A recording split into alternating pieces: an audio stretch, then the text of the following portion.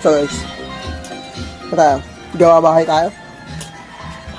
Kung ano na pag-vlog ah. Saka nyo ako, dito kami sa second floor. Yan o. Nagkakakot kami buhangin.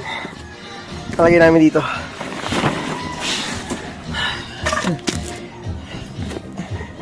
Diyan muna kayo. Panarin nyo muna ako.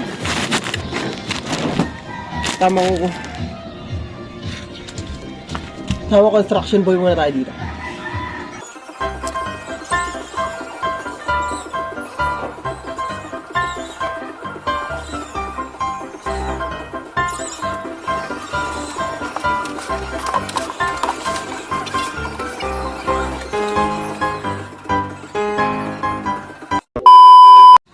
Sakit putik. May likod ko. Sakit. Grabe. Wala to. Itong control na yan. Punyeta. Tusta na ako dyan. Kaya palang nakakot ko. Kaunti pa. Ang dami pa nabuhagin sa baba. Nakakote namin. Isang kalat pa dito sa taas. Ayan, may mga kahoy-kahoy pa. Hindi pa kasi tapos ilatag yung mga ano. Yung ipile yung mga hollow blocks. Ayun. Kaya pag gagawin. Ay, init din oh. Putik na yan. Oh, napakainit niyan. Ayan lang tayo ko. Guys. Ayan. Diyan ang gagaling yung ano, buhangin. Kasi aakit namin dito sa taas. Ayan. Kaya tayo kung gaano kainit dyan. Oh, Solar Boys! Solar Boys malala tayo dito mga pre. Ayan yung view natin dyan. Solar Boys malala.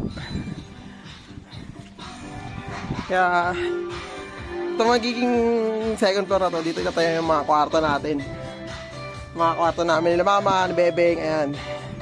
Yung kwarto natin syempre, my God. Bibuild natin yung kwarto natin na malupit. No? Kaya ngayon gawa-gawa muna tayo. Hirap now, sarap later. So yan guys, tapos na kami mag-akot ng buhangin. Ayan, ganyan karami nakakot na. Anis. Partida, ano lang. Dalawa na kami nga nakakot. Kala mo tabi sa lakas ng puto. So next sa amin ngayon, buhango din. I mean, isa sa ako na lang pala. Hindi na iakit dito sa taas. Yung mga graba, mga bato-batong maliliit. Yan. Mga ganito. Yan. Yan, mga ganyan. Isasako namin yan para sa mga susunod is di namin mahihirapan.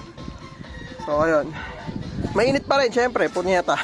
Walang pinagbago, anong oras pa lang naman, alas 3 nag-alas 4, pero di naman na ganun kasakit yung init. Kailangan, putek, maitim na tayo, walang tayo puputik dito. Mag-iinert ba tayo? Diba? Come on, let's go!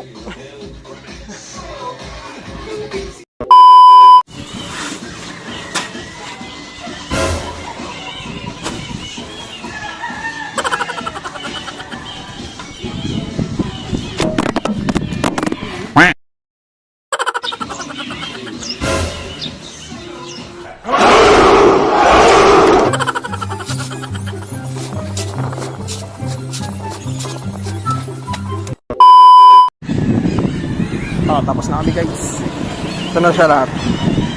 Sinutiniti na ang hinahakot sa taas. So yun, pakita ko sa inyo yung tsura ng bahay namin sa labas. Ito at may basketball court. Pakasin dyan. Hanggang ano yan? Hanggang ano, third floor. Third floor yan. Sa third floor doon tayo maglalaro. Nilipat natin yan sa third floor.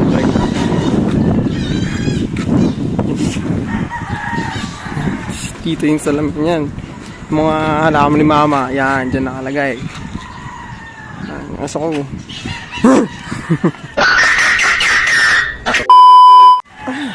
Pagod na ako guys. Higo pa ako.